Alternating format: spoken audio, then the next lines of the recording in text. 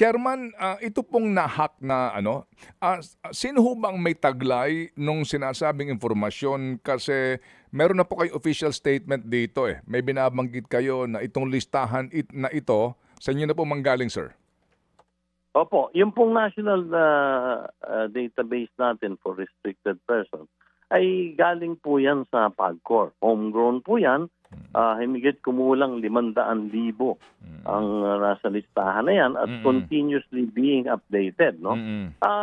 We also share that, definitely. We have to share that with our licensed casinos. Kasi we have to give them this notice na ito ang mga bawal.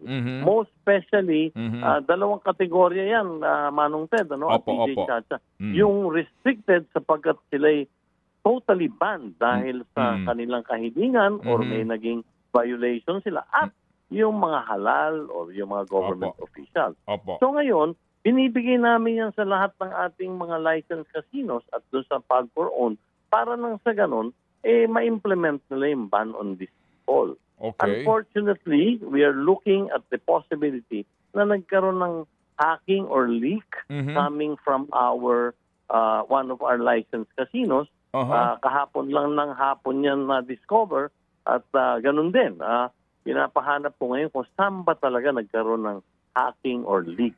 Okay. So hindi galing sa database ng PAGCOR kundi one of your licensees.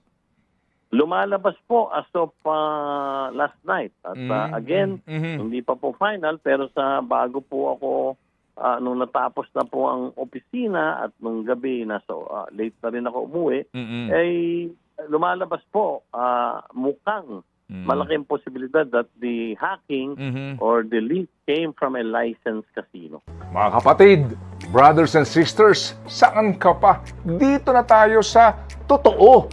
Dito na tayo sa True FM. Mga kapatid, mag-subscribe and follow po kayo sa social media accounts ng True Network PH. Yan po kami. Hanapin nyo lang True Network PH, Facebook, Instagram, YouTube, TikTok, and podcast.